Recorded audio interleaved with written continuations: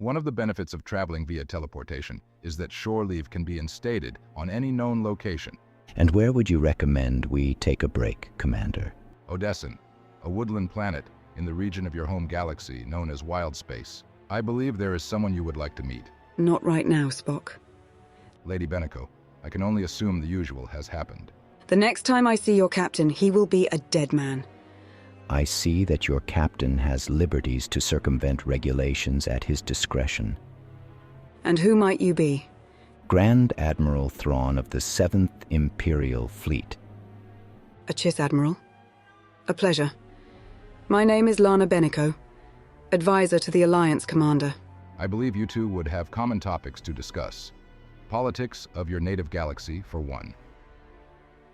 An observation I have when reading the books of the past is how the current line of Imperial military dress codes are not so different from your Empire's. It appears that the desire of common men to make themselves feel important transcends time after all. Some men might be arrogant with a taint of blindness, but we cannot forfeit a competitive environment that breeds officers of a high caliber.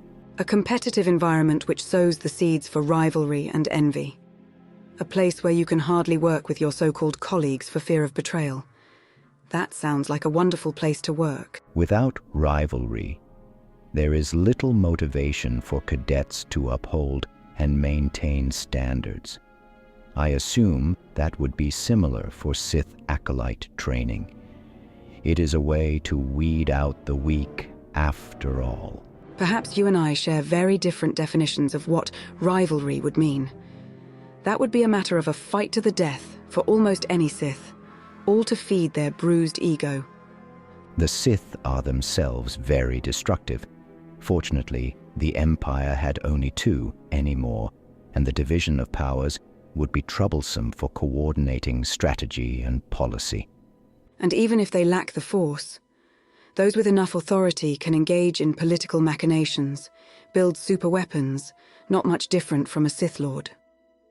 Force powers merely amplify what a person is on the inside.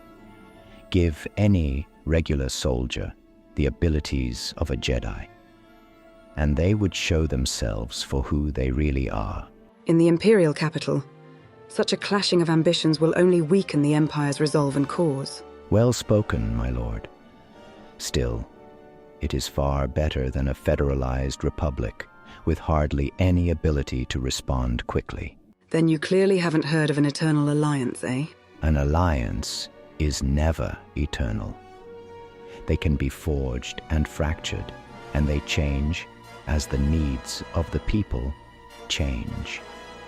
Why do you think the Chiss have lasted this long? Well, it would seem that being cold-blooded and blind to life does have its benefit. And wielding a power that may others awe over certainly would not guarantee competency. Oh, that certainly is true, which is why you never see me on Dromund Kaas any longer. I've gotten tired of the politics there. The galaxy is constantly changing. Very soon, you might find your own empire defunct. But who says it can't be fun otherwise? A Sith Lord looking for fun, that is a first. The Empire's xenophobia has really gotten into you. You need to let live a little. Perhaps when the war is over, for another time.